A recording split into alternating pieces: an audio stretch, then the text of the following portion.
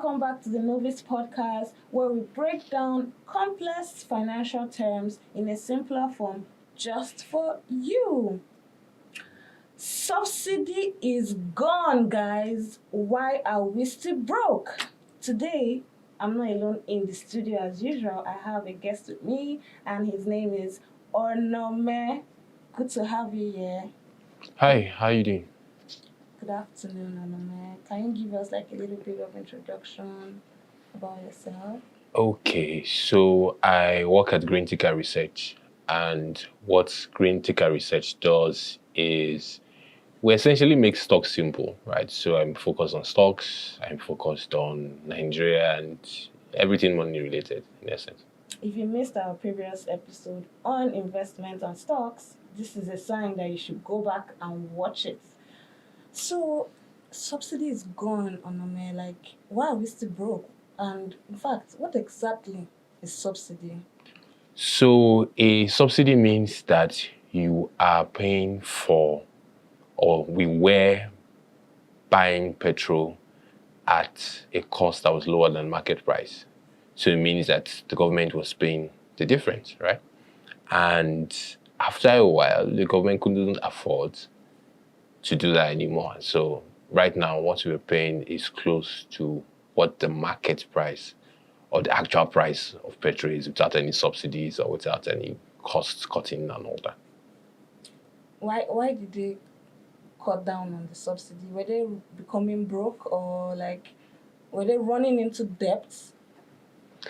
It's a combination of both. So the government is broke, right? Like broke, extremely broke. That's one.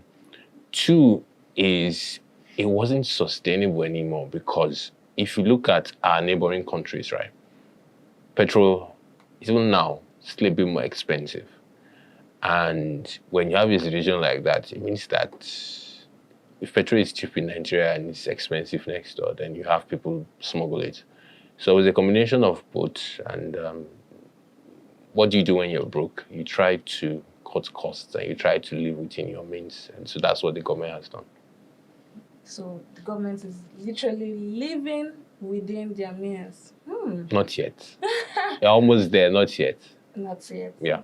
But I think we've like recently, opened like new refineries, and we are now producing our own fuel or petrol ourselves. So why is it still expensive to run? Because as at Saturday, I was like, oh, it's already December. We're already entering the IJBJ back week and the outing bowling week. Let me just order ride and go to the island and enjoy myself. And then I'm seeing the prices of the ride. I'm seeing 20K. I'm seeing 25K. Why is it that expensive to transit yourself while in Nigeria? So here's the thing. Now, petrol is refined from crude oil. Crude oil is traded globally. So you can't have your petrol cheaper than what's available globally. As long as petrol is available globally at a certain price, you have to be at that price or you're going to have your petrol smuggled out. So the fact that we're refining it here, it doesn't mean you're going to have cheap petrol. That's one. Two is it's a bit easier to refine here. Obviously, it's slightly cheaper than importing petrol straight from outside the country. But from a cost basis, the cost of petrol as a whole isn't going to dip significantly because we're refining it, right? Because it's an international commodity. So yes, it's somewhat easier. Hopefully you have less of oil scarcity, but your ride-sharing bill isn't going to come down anytime soon, except the cost of petrol comes down globally.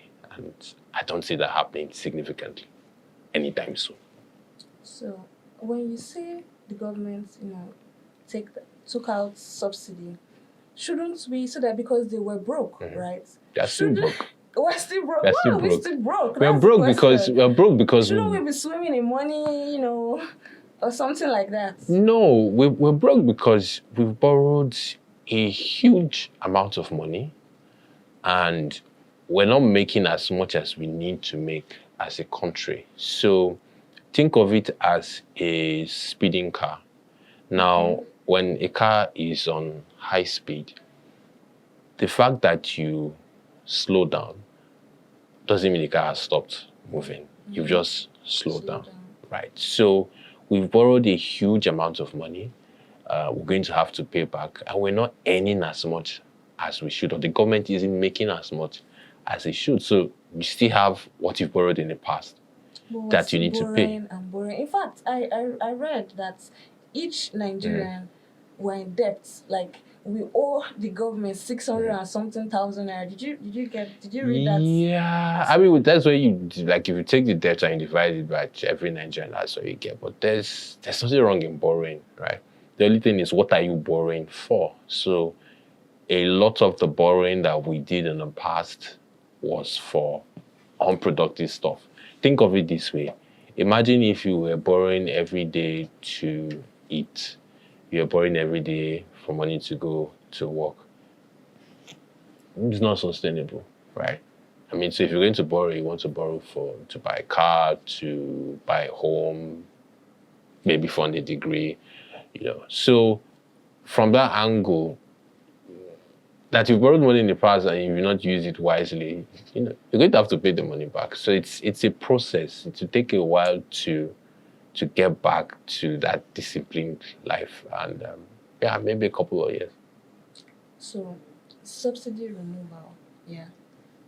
Did they just wake up in the morning and just like decide that we are just going to like remove the subsidy? Was it like a process? Was it like a forewarning or announcements beforehand that, oh, we're going to remove this subsidy so that the citizens can be aware of, the sharp or quick removal of subsidy?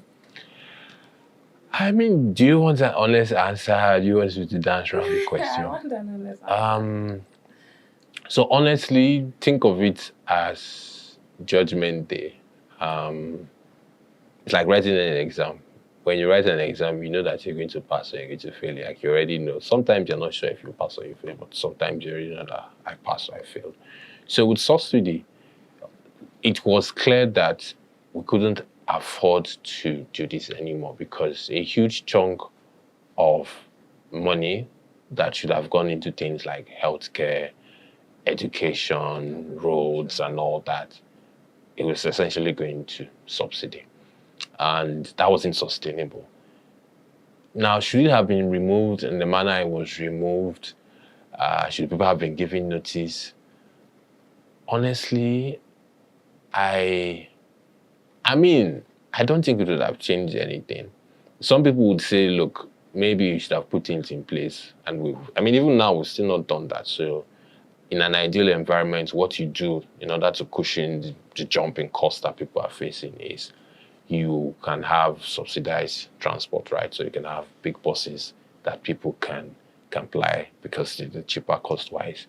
You can give vouchers, transport vouchers, or you could get food vouchers, those kinds of things. But the honest truth is the money wasn't there.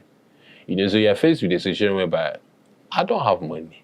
So if you don't have money, what do you do? If you don't have money, yes, you need to borrow. But if you don't have money, the first thing you need to do is you just need to cut costs. Yeah. That you need to tell everybody that you don't have money. Yeah, but everybody knew. I guess people weren't paying attention.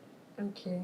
Yeah, Nigeria has been broke for a while. It didn't start this year or last year. We've essentially been running on almost empty for the last maybe 4 or 5 years.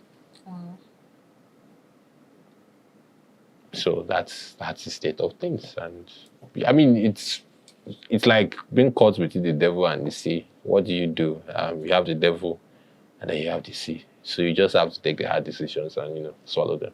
So when it comes to subsidy, is it only fuel subsidy? Are there other things the government subsidized for the citizens, the individuals? I guess maybe the easiest example you can think of, even though a lot of people don't agree, is education. Tertiary education in Nigeria is subsidized. I know people say, well, look, I spent 8 years in school because there are always strikes. I stay in a hostel that has 30 people and I should have 4 people. But honestly, and there is research to show for it, no, very few people in Nigeria actually are paying the actual cost of education. So even when you look at the federal universities and even state universities, whatever they charge you is way lower than the actual cost of sending people to school. Like the cost of training someone in school and what you pay. If I know, technically speaking, you actually do not pay school fees, at least for federal universities in Nigeria. So they could give you all sorts of things, but you're not actually paying school fees. Yeah, paid on. Yeah, I mean, they give you different names, but it's not school fees. So yeah, that's maybe the most common example I can think of is subsidy. A lot of the education in Nigeria is actually subsidized. Even if you argue the education standard is poor, but it's still cheap, right? You're not paying the actual cost.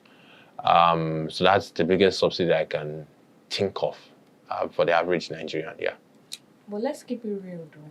If Nigeria never, brought about the subsidy thing, do you think we would have gone far by now, like as a country? If they didn't even initiate subsidy in the first place, would we have gone far as a country, as a whole? I mean, the thing is, subsidies are not a bad thing. Every country in the world subsidizes things. The question is, what do you subsidize? So the mistake we made in Nigeria is we have, in fact, I forgot, you actually have an electricity subsidy. So the actual cost of what a lot of people are paying is way lower than the cost of what electricity is. So subsidies are not a bad thing. The question is, how do you go about it?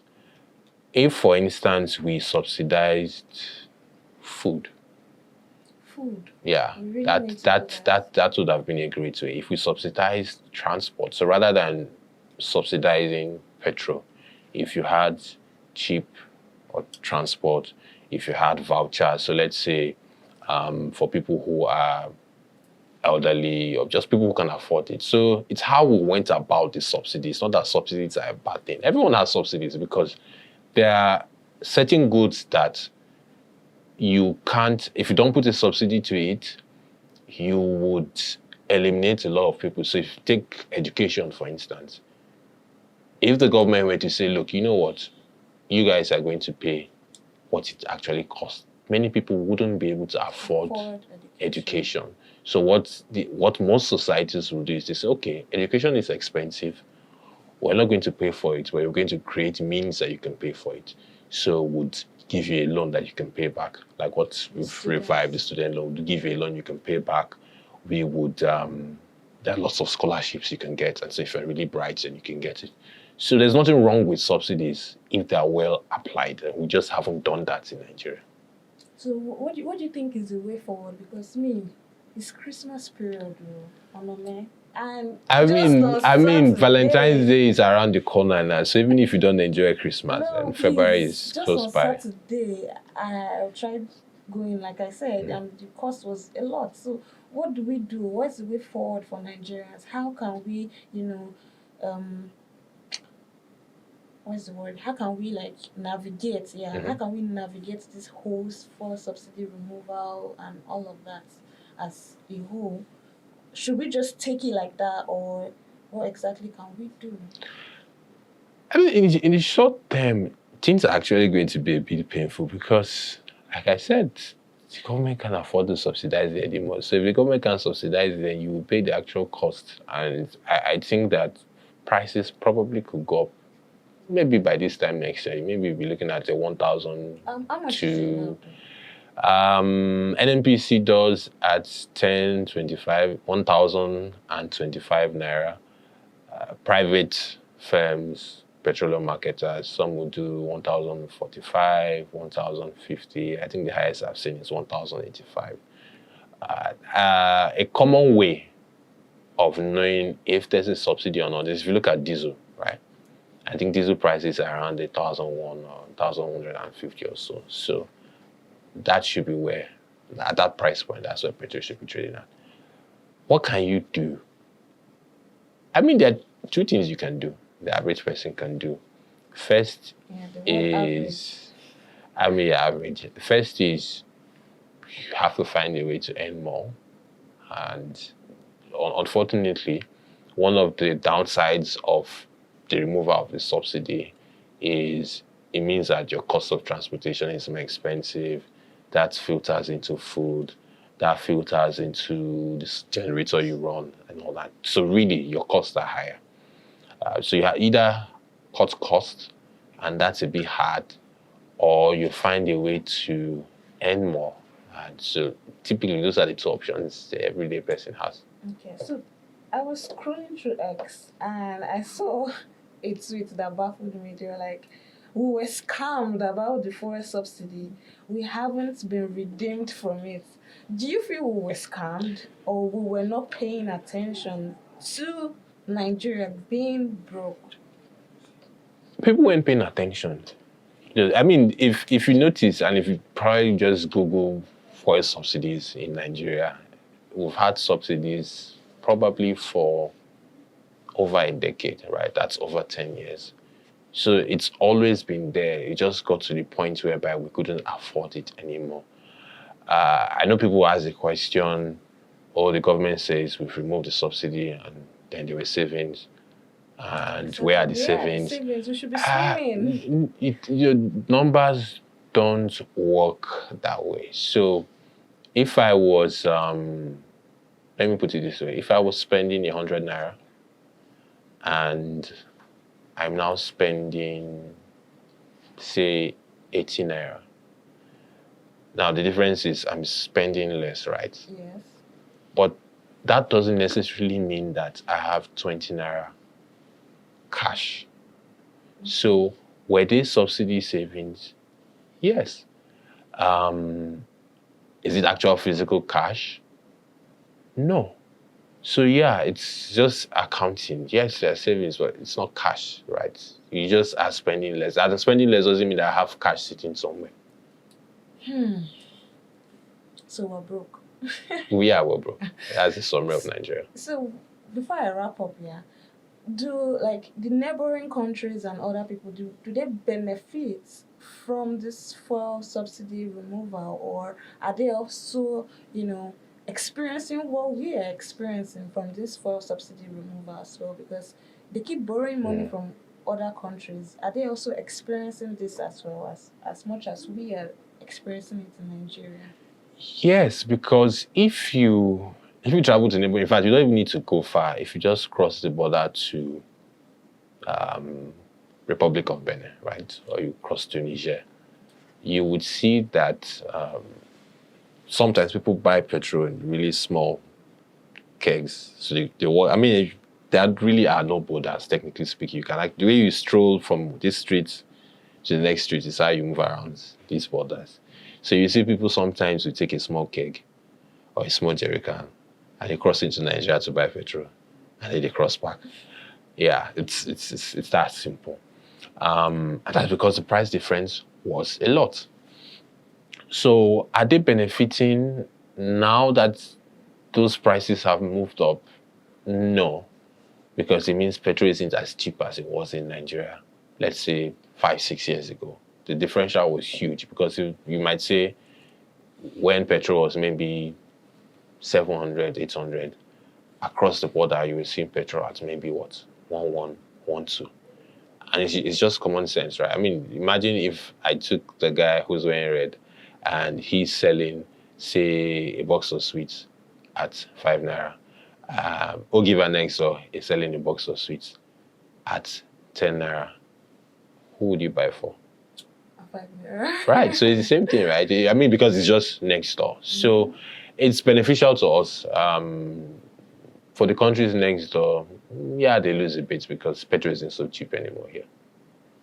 Thank you so much for this episode. But before you run away, I have like a quick game for you. It's called The Novice Deep. Okay, is it going to be easy? Are the questions easy? Are they hard? Are they simple? You find out. Okay. So I'm gonna like scatter this for you, and then you're gonna pick from it. You're gonna. Do you wanna read it or should I read it for you? You can read it. But I'll pick. Yeah. Okay. So I'm not looking at it. So you're the only person who You can have see the three question. questions. Okay. When was fuel subsidy first introduced to Nigeria? Ooh. If you miss it, you have one extra. That's, I would say, sometime in the late 80s slash early 90s. Yeah, Close. really. I can't give you a specific answer. I know it's within that range. So what's the answer? Fair. 1973. Okay. So I was almost there. Okay. One to go. I'm sorry, two to go. I'm going to pick from the bottom this time. So let's see Don't run away from if them. it's a simple answer.